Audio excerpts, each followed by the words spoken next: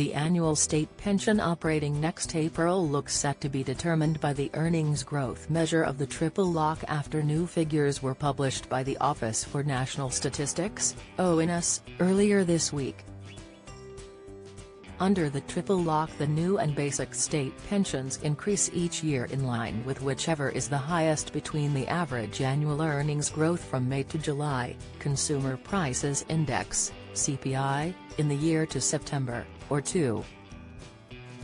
CPI for August came in at 2.2%, while average earnings growth for the 12 months to July fell from 4.5% to 4%, making it the current leading measure of the triple lock.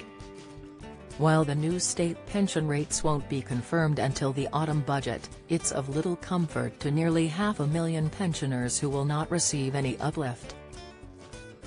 Under the latest earnings growth figure, people on the full new state pension could see payment rise by £8.85 per week from £221.20 to £230.05, and as the payment is typically made every 4 weeks, this amounts to £920.20.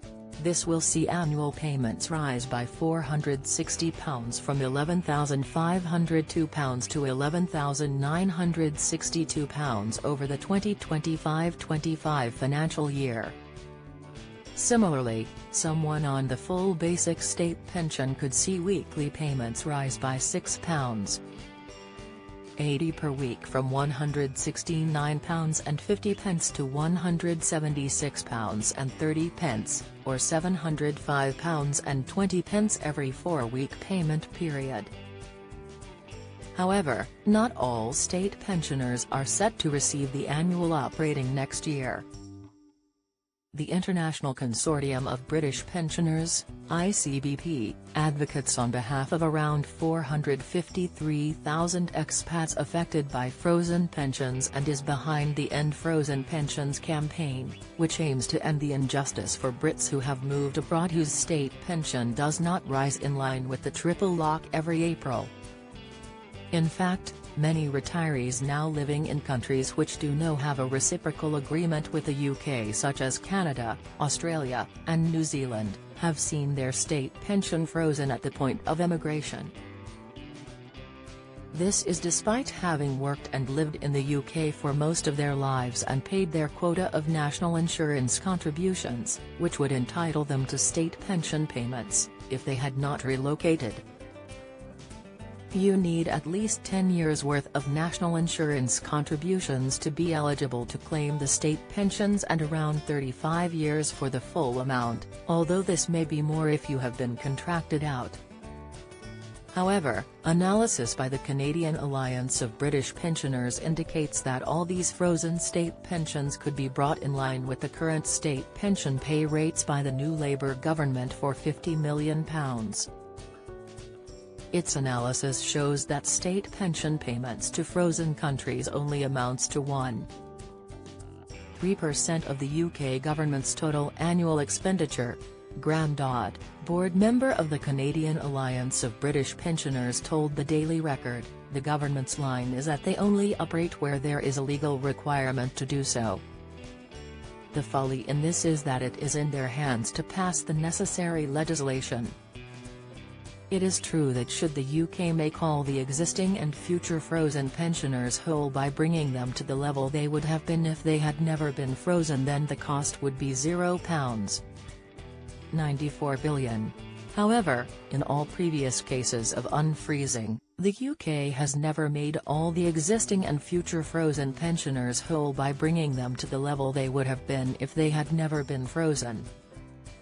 Mr. Dodd explained that when state pensions for expats living in the USA were unfrozen, the current annual operating was applied to the frozen rate.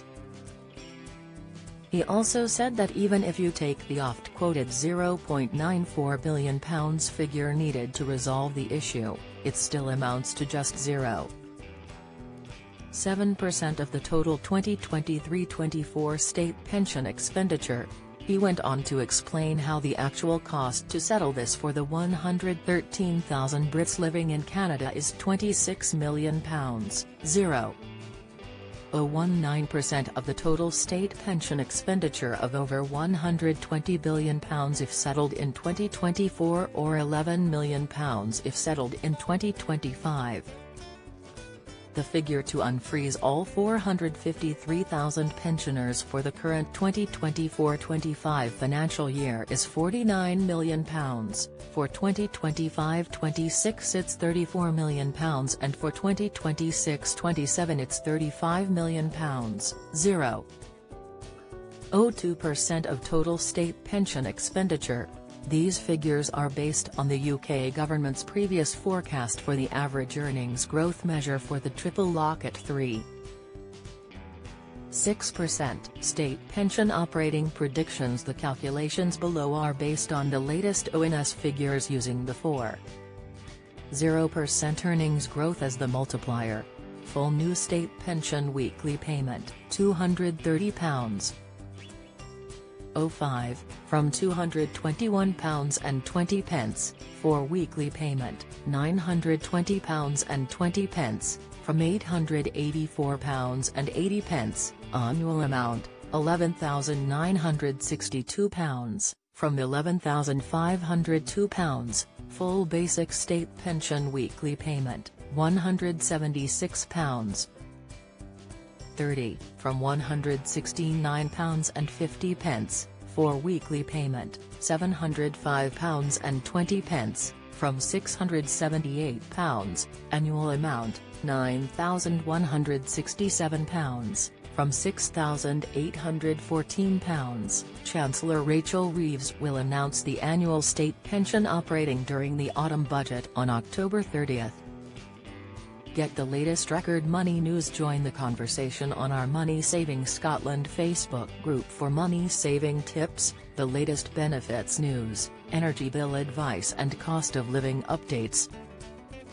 Sign up to our Record Money newsletter and get the top stories sent to your inbox daily from Monday to Friday with a special cost of living edition every Thursday. Sign up here. You can also follow us on X, formerly Twitter, at @RecordMoney_ for regular updates throughout the day, or at Money News Alerts on your phone by joining our daily Record Money WhatsApp community.